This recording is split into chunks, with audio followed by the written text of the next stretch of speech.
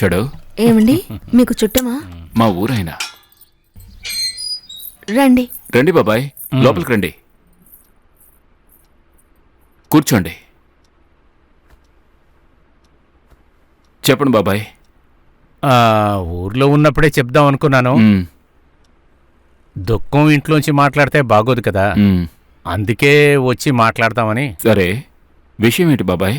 అదేం పెద్ద విషయం కాదు. మా తోట పక్కనున్న మీ ఇల్లు ఇదిగోండి. మీకు అమ్మే ఐడియా ఉంటే నేనే కొనుక్కుంటాను బాబు.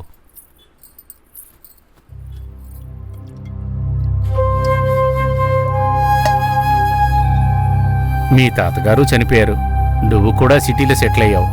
మీరు మళ్ళీ అక్కడికి ఎలా వస్తారు? ఇల్లు అలా పాడైపోతుంది కదా.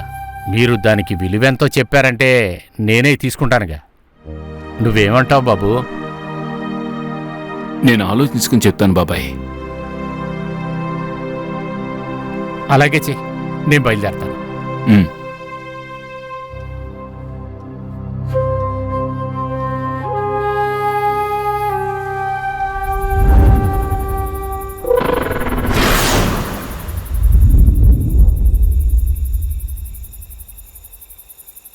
ఓ పూజారి, స్పాట్కి వచ్చానయ్యా. అలాగే తోటలో ఈశాన్య వైపు వెళ్ళండి. అప్పుడు వాళ్ళ పెద్ద కొడుకు చనిపోయినప్పుడే దాన్ని కారణంగా పెట్టి ఆ ముసలాయన్ని ఇంటించి పంపిద్దాం అనుకున్నాను. ఆయన అసలు ఒప్పుకోలేదయ్యా. ఇప్పుడు ఆ ముసలోడు సచ్చాడని చెప్పి దాని కారణం చూపించి ఇల్లు కొనుక్కుందామంటే ఆ కదిరిగాడు ఒప్పుకోవట్లేదు కదా. ఎన్నాళ్ళైనా ఆ ఇంటి కోసం నేను వెయిట్ చేయాలి. కరిగా నిన్నే నమ్ముకున్నానయ్యా. ఇల్లు మనకే కదా. ఊరికే కాదని 48 రోజులు పూర్తి చేసి మంత్రించాను. నేను చెప్పినట్టు చేయండి. ఇల్లు మీకే. నువ్వు చెప్పిన స్పాట్కి వచ్చానయ్యా. ఇంటిని చూస్తున్నట్టు ఆ తోట సరిహద్దులో ఏదైనా ఒక చెట్టు కింద పాతేసి వెనక్కి తిరిగి చూడకుండా వెళ్ళు. సరేలే.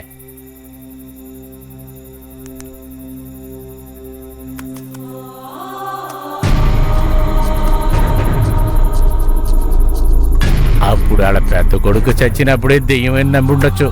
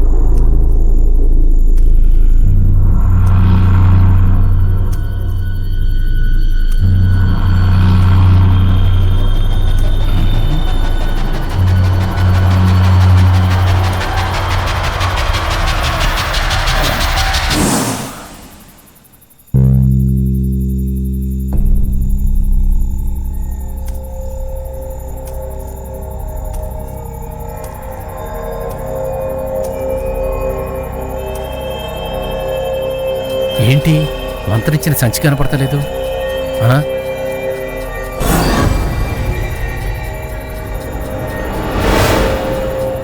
ఇక్కడ ఏం జరుగుతుందిరా? దెయ్యం దెయ్యం! ఇల్లు వద్దు, ఏమొద్దు, నన్ను వదిలేయ్యే.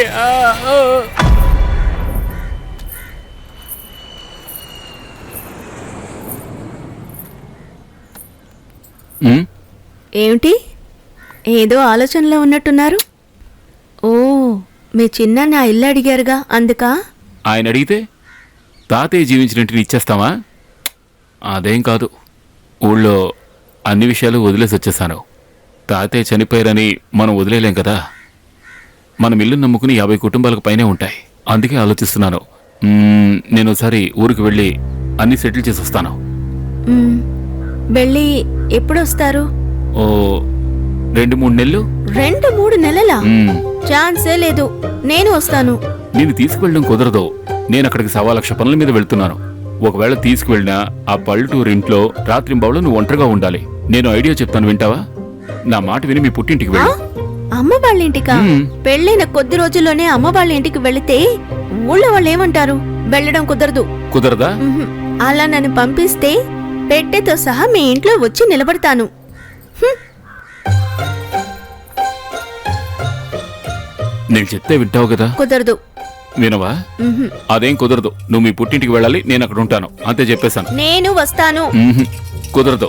నువ్వు అక్కడికి వెళ్తున్నావు, నేను ఇక్కడికి వెళ్తున్నాను. ఇంకేం మాట్లాడకు, అంతే. మరెందుకు పెళ్లి చేసుకున్నారు? ఎన్నిసార్లు చెప్పాలి? ఏమిటి ఓవర్ చేస్తున్నావు? నోరు మూసుకు ఇక్కడ ఉండమంటే వస్తానని మొండికేస్తావేంటి? చెప్తే వినవా? ఊరికే. ఇప్పుడు ఫైనల్గా ఏం చెప్తావు?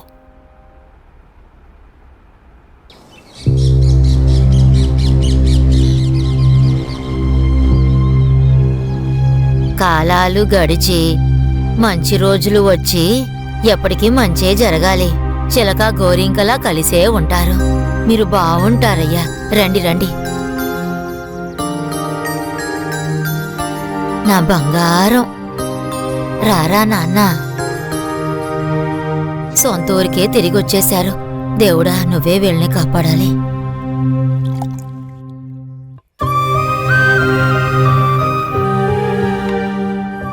ఏంటి నాన్న అలా చూస్తున్నావు? నేను వస్తున్నానని తెలిస్తే తాతయ్య గుమ్మంలోనే ఎదురు చూసేవారు. ఇప్పుడు మాత్రం ఎక్కడున్నారనుకున్నావు? ఎప్పుడూ మనతోనే కదా ఉంటారు. తాతయ్య త్వరలోనే నీ కడుపులో పుడతాడు. మీరు సామాన్య ఇంటికొచ్చారనుకుంటున్నారా? ఇక మీదట చూడండి.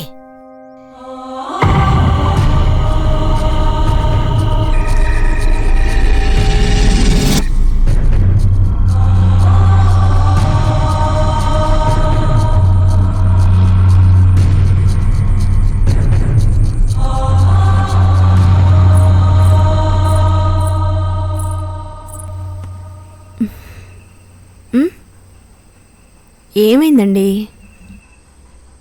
ఏం లేదు. నువ్వు టౌన్లో పెరిగిన పిల్లవి. సిటీ లైఫ్ నుంచి సడన్గా ఇక్కడికి వచ్చి సెటిల్ అయ్యాం. ఇంత పెద్ద ఇంట్లో ఒంటరిగా నిన్నెలా చూసుకోవాలో అర్థం కావడం లేదు. అందుకే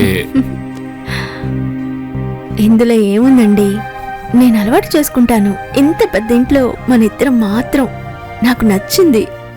ఇదే మన ఇల్లు, ఇదే మన లైఫ్. మీరు నాతో ఉంటే చాలు, నేను హ్యాపీగా ఉంటాను. మీరే మొహంలో పెట్టుకుని ఉన్నారు. కాస్త నవ్వచ్చు కదా. ఉమ్? ఈ ఈ